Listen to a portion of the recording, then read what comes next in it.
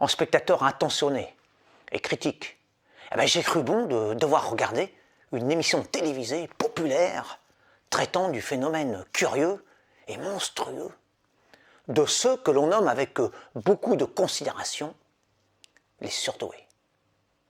Ces génies en question, sujets de tant d'attention, ne se sentaient nullement supérieurs, comme ils le disaient si bien. D'ailleurs, cela eût été fort mal vu, très télévisuellement incorrect. Cependant, l'on admettait parfaitement que ces nabots reconnussent en eux une espèce d'infériorité due à leur différence. Étrange. Se sentir au-dessus du lot serait une aberration, une insulte envers l'humanité entière, tandis que se considérer comme les derniers des derniers serait louable. Sauf que, afin que ce sentiment de faiblesse, si hypocritement toléré par la société, puisse avoir la moindre signification, il faudrait qu'en contrepartie, le mouvement opposé, la force triomphante, puisse être également admis dans les cœurs. Or, il n'en est rien.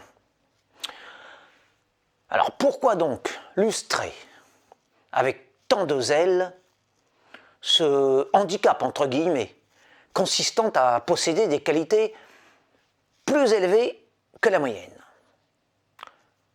Pour dénigrer les capacités comme si c'était une honte d'être plus lumineux que les autres. Nul parmi les favorisés cérébraux n'éprouverait donc cette naturelle arrogance que leur confère leur don majeur. C'est une question que je pose. À moins que ces avantagés de la nature refusent d'avouer ouvertement, alors soit par éducation, soit par humilité mensongère, qu'ils se sentent en réalité loin de la masse commune. Moi, pourtant, je me sens plus haut que mon voisin.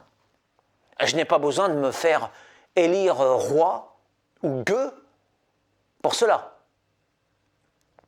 Parader fièrement avec des lauriers ou courber lamentablement la tête n'est l'apanage ni des premiers de la classe, ni des cancres.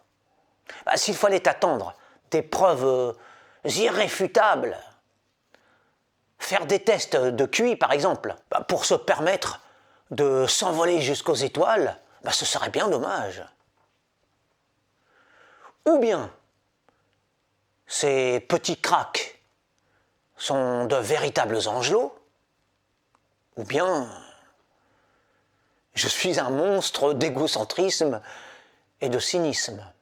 Je me moque en vérité des éclats en vogue de mon égal. L'individu est fort heureusement autre chose qu'un simple chiffre obtenu à un examen. Mais allez donc faire comprendre cela à des géniteurs moyens empressés de donner des ailes frelatées au fruit banal de leur hyménée banale, qu'il part de toutes les vertus sous prétexte que celui-ci est tout bêtement inadapté.